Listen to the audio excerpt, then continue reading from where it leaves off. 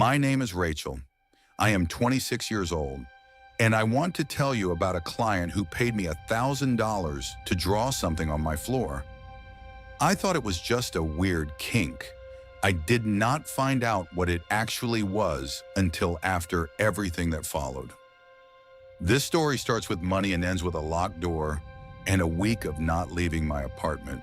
If you watch True Scary Stories, subscribe before we get into this.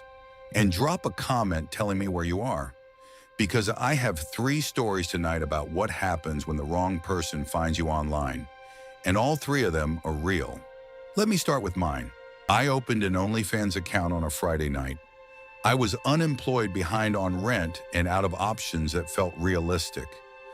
I had been a content creator in other forms for years. The platform seemed like a logical extension. I set up a profile, kept my face visible, promoted through a couple of social accounts, and within a week I had enough subscribers to feel like it was working. For about 2 months, nothing unusual happened. The subscriber base was mostly predictable. Occasional odd requests, the usual range of DMs, nothing I could not handle. I had been doing this long enough to have a decent filter for what to engage with and what to ignore. Then on a Friday night, while I was getting ready to go live, a DM came in from an account I did not recognize. The username was Lucifer333. No profile photo, no bio, no post history. The message said, "Respond if you want a quick $1,000. I stared at it for a moment. I do not normally respond to cold DMs from accounts with no history. The conversion rate on those is terrible, and the time waste is high. But $1,000 is a specific number. It is not a round fantasy number like 10,000. It felt transactional enough to be real. I replied. He asked me to draw something. I assumed he meant draw something on paper, some kind of custom content, but he clarified. He wanted me to draw something on my floor with chalk, a specific design he would send me. I asked him to send it. The image that came through was a scan of what looked like a page from an old book, a circle with a pentagram inside it and an eye at the center. Detailed and geometric, the kind of thing that would take effort to reproduce accurately. I recognize it as the kind of symbol you see in horror movies or occult imagery. I did not think much more about it than that. He sent a payment confirmation immediately, $50 just for acknowledging the request. I found a thick black marker in an old purse. I pulled back the rug in my room and kneeled on the hardwood and drew the symbol as accurately as I could, using my phone to reference his image. It took about 20 minutes. I photographed it, sent it, and told him it was done.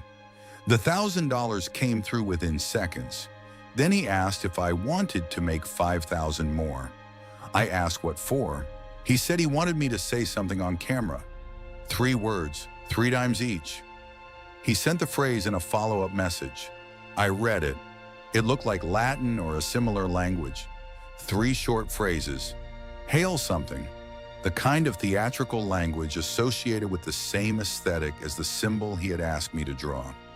He sent another $500 before I even agreed. I told myself this was a niche interest like any other. Some people paid for feet photos. Some people paid for custom written content. This person had a gothic or occult aesthetic he was spending money on. It was unusual, but not unlike other unusual requests I had fulfilled. I recorded the video. I said the phrases 3 times each. As I finished the 3rd repetition, the lamp on my desk made a loud pop and the bulb went out. The room went darker instantly. I sat there for a second. The building was old. The wiring in my apartment had been unreliable since I moved in. I had filed 3 maintenance requests about the outlets near my desk in my first 4 months there. A bulb blowing was not unusual, but the timing sat in my chest in a way I could not quite dismiss. I messaged the client. I asked what exactly he had paid me to do and what those phrases meant. No reply. I sat in the dimmer room and looked at the symbol I had drawn on my hardwood floor and thought about what I actually knew about this transaction. I had taken money from an anonymous account with a satanic username to draw an occult symbol in my bedroom and record myself saying ritual phrases 3 times. I typed in a search for the phrases he had sent me. The results came back quickly. The phrases were associated with specific ritual invocations used in satanic liturgical contexts. Not theatrical, not costume, actual formal religious language from a real tradition. The symbol was similarly documented associated with specific summoning practices in occult literature going back centuries. Whether or not I believed any of that had literal power did not matter. What mattered was that someone had paid me a significant sum of money to perform a specific ritual in my own home. And that person had not explained what they were asking me to do before I did it. They had obscured the nature of the request entirely. I blocked the account and did not go back online that night.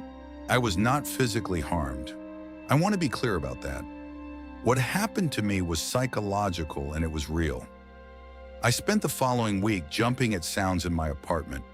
I covered the symbol on my floor with a rug and then could not stop thinking about what was under the rug. I went 3 days without sleeping a full night.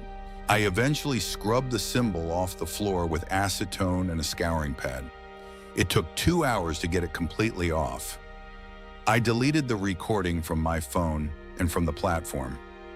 I never heard from Lucifer 333 again. I do not know who they were. I do not know what they believed they were accomplishing or what their actual intentions were toward me. I only know that they targeted me, specifically researched my platform, spent real money to gain my participation, and walked me through a series of steps that resulted in me performing something in my own home that I had not consented to in any informed way. The symbol is gone now. The floor looks normal, but I still move my bed to the other side of the room, away from where it was. I cannot fully explain that. I just know I sleep better with the floor space empty. The second story involves a woman named Claire. She was 31 years old and had been creating content online for several years. And what happened to her started with an idea she thought was genuinely creative and ended in a basement she had never seen before. Claire's subscriber count had been declining for about a year. The market had become saturated and her revenue was down significantly. She was looking for an angle that would differentiate her content from everyone else on the platform. A subscriber sent her a suggestion. He mentioned that she had talked before about loving horror movies, and he said she should combine her content with horror filmmaking.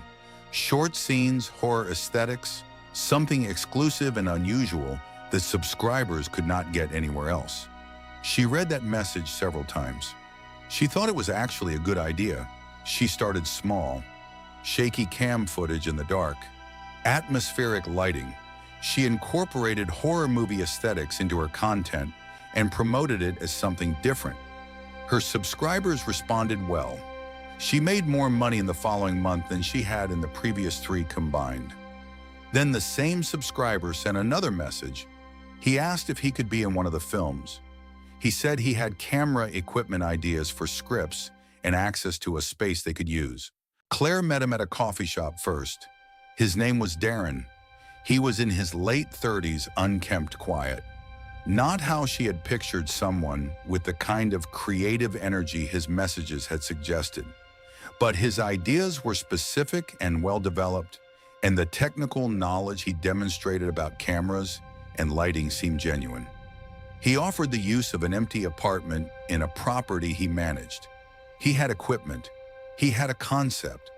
All she would have to do was show up and perform. She agreed. They set a date. The filming location was a ground floor unit in a residential building about 15 minutes from where she lived. Darren had it set up professionally when she arrived. Lights positioned correctly, camera on a tripod, props arranged. He clearly knew what he was doing technically. They shot for about an hour. It went well. She was actually enjoying the process. Then her phone buzzed with a subscriber notification. Not a message, an alert. Someone was watching her content in real time, live content, but she was not streaming. She looked at the notification more carefully. Her account was showing active live footage, right now, actively broadcasting to her subscriber list. From this location, she looked up at Darren across the room. She asked if he was streaming this. He did not answer right away. He set the camera down on a table. His posture changed. Something in the way he was holding himself shifted into something harder and more deliberate. She asked again. He hit the door with the flat of his hand, not her, the door, hard enough that the frame shook. He asked who told her. He asked it twice. She ran for the door. She did not make it. She woke up in a different room, lower down. Concrete walls and a single overhead light, the smell of damp and old wood. Her phone was gone. Her hands were not restrained, but she was alone, and the only door had no interior handle. She was in a basement. Darren had been streaming her content to her subscriber list without her knowledge. He had built up to this over weeks of messages and a false rapport and a legitimate-seeming professional setup. He had used her own platform, her own audience, and her own creative idea to construct a situation where she would come to a private location alone and participate willingly in something she believed was controlled. She was there for several hours before anyone noticed something was wrong. A subscriber had been watching the live feed. When the camera angle changed and Darren appeared on screen, and Claire's behavior shifted from performance to genuine distress, the subscriber did not immediately understand what they were seeing. They watched for several minutes trying to determine if it was staged. Then Claire looked directly into the camera, not performing, just looking for 1 second. The way someone looks when they realize the camera is their only possible connection to the outside world. The subscriber called 911 and reported what they were watching and the platform URL. Platform records gave investigators an account linked to Darren's identity. His address was on file from property records. The property he had listed as empty was traced. Officers arrived within 30 minutes of the subscriber's call. Claire was not seriously physically injured. She had bruising and was in shock. She was taken out of the building in a blanket in the early hours of the morning. Darren was arrested at the location. The subscriber who called the police later said the moment they could not unsee was when Claire looked at the camera. They said they had watched the whole thing unfold and kept telling themselves it was content, kept telling themselves it was a performance. And then she looked at the camera and the expression on her face ended any doubt. They said they still think about her face sometimes.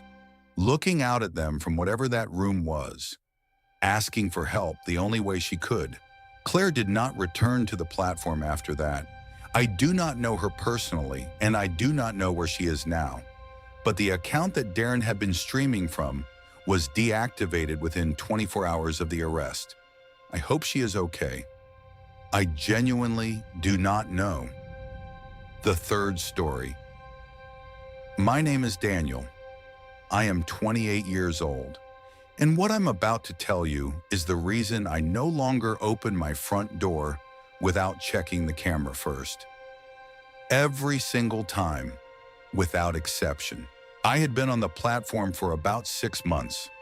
I had approached it differently than most people because I was aware of a specific gap in the market. Most of the safety-related horror stories I had heard about the platform involved women dealing with male predators. I was a man. I figured my risk profile was different. That assumption was almost the last thing I ever got wrong. I had a subscriber who went by the username Miss G. She had been subscribed since my second week on the platform. Good engagement, regular tips, friendly messages. She was enthusiastic in a way that some subscribers are sending notes about specific content she liked and why. Then one day she approached me on the street. I had not given any subscriber information about my neighborhood or where I spent time, but she was standing on the sidewalk near the coffee shop I went to 3 mornings a week, and when she saw me, she called me by my name. Not my platform name, my real name. She introduced herself as Gabby. She said she was a big fan. She was probably in her late 30s. Average looking, nothing immediately alarming. We talked briefly and I moved on. That evening, the messages from Miss G started coming in. The content of the messages was violent, specific and detailed in a way that distinguishes a dark fantasy from a threat. She described things she wanted to do to me. They escalated over the following days. Some of them described what I was wearing when she had apparently been watching me. One described the layout of my living room from a specific angle that would have required being close to a window. She knew where I lived. I do not know how. I had been careful, but she knew. I confronted her on the street a few days later when I saw her near my building. I told her directly that I knew she was Miss G and that I knew she was sending the messages and that it needed to stop. She denied everything. She looked at me with wide eyes and shook her head and said she had no idea what I was talking about. I told her if one more message came in, I would go to the police. She nodded and left. As she walked away, I watched her. About half a block down, she stopped and turned slightly to the side. She was not looking back at me directly, but I could see her face in partial profile. She was smiling. Not the smile of someone embarrassed at being confronted. Something quieter and more settled than that. A smile that said the confrontation had not changed anything she was planning. I went home and decided to close the account. I spent a day thinking about it and then deactivated everything. I sent a final message to subscribers, thanking them and explaining I was moving on. 2 days later, my doorbell rang. I checked the camera before doing anything. There was a woman at the door, older, 70s at least, small and white-haired, carrying a purse, looking mildly distressed in the way elderly people sometimes look when they are confused or lost. She said through the intercom that she had gotten separated from her son on a walk nearby and did not know the neighborhood well. She asked if she could come in for a glass of water while she tried to reach him. I thought about my own grandmother. I buzzed her in. I turned to get a glass of water from the kitchen, and I felt something cold and wet on the back of my neck before I heard any movement behind me. A sting of liquid. Then almost immediately, a heavy warmth spreading through my head, the kind of dizziness that comes from something chemical, not from standing up too fast. I turned around. She was behind me with a syringe. Not a frightened old woman who had gotten lost. She was standing up straight, and her expression was completely calm. Not angry, not manic. Calm, like she had done something she had been planning for a long time, and it was going exactly as she intended. She said, "You should not have closed your account." I went down before I finished understanding what was happening. I woke up on my own bed. My hands were secured to the frame. The bedroom light was on. My phone was on the nightstand but out of reach. She was sitting in the chair by the window, my chair, looking at me with the same calm expression. She had a glass of water on the table beside her, her own glass, and she was just waiting for me to wake up the way someone waits for a pot to boil. Patient, comfortable, like she had nowhere else to be. She introduced herself as Miss G. She was Gabby. She had found me by cross-referencing my platform content with public location data. She had been watching my routine for weeks before she ever spoke to me on the street. She had come to my door as the elderly woman because she had correctly calculated that I would hesitate to leave an older woman standing outside. She had done all of this because she believed genuinely and completely that I had built something between us through my content on the platform, that my presence in her life through a subscription service constituted a real relationship, that closing the account was a form of abandonment that she was entitled to respond to. The things she had written in the messages were not fiction, they were plans. I am not going to describe in detail what the next hour looked like. I will tell you that she was methodical and that she had thought through contingencies and that she was not impaired or impulsive. Whatever she was dealing with was not chaos. It was organized around a belief system that was entirely internal and completely disconnected from reality, but it was structured and it had been building for months. A neighbor called the police, not because of anything they heard from inside my apartment, because the woman had driven to my building in her own car and parked badly, and the neighbor had been watching it for 2 hours and could not figure out why it was still there, and eventually called a non-emergency line about an abandoned vehicle. An officer ran the plates and found a prior report connected to her name from a different incident in a different county. They knocked on doors. They knocked on mine.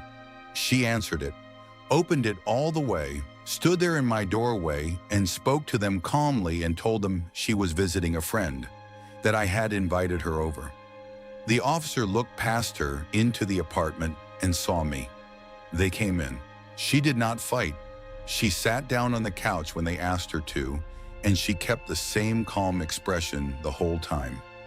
She looked at me while they were processing her, and her expression said something that I have thought about many times since. Not anger, not fear, something closer to disappointment. The kind of disappointment you feel when you realize someone you cared about does not feel the same way. She went to trial. She is currently serving time. I moved out of that apartment within the month. I do not have a platform account of any kind anymore. I still look through the camera before I open any door. Even doors I have opened thousands of times at addresses where no one knows I live. I check first. Every time. 3 stories, 3 creators, 3 people who found out too late that a portion of their audience did not experience them as a performer. They experienced them as a possession. Rachel got paid to perform a ritual she did not understand in her own bedroom and spent a week unable to sleep in it afterward. Claire looked into a camera from a basement and hoped that someone on the other end would understand what they were seeing. And I opened my front door for a woman who needed help and woke up secured to my own bed. The platform is a screen. The audience is faceless. And behind that screen, there is always a spectrum of people. Most of them ordinary, most of them harmless. A small number of them watching you in a way that has nothing to do with content. Watching you the way someone watches something they have already decided belongs to them. You cannot always tell which kind you're dealing with. Not from a username, not from a subscription, not from messages that are friendly and consistent and paid on time for 6 months. You can only set limits and hold them and pay attention when something in the back of your head tells you that the person on the other end of the screen is not seeing what you think they are seeing. Because some of them are not seeing a performance at all. They are seeing you.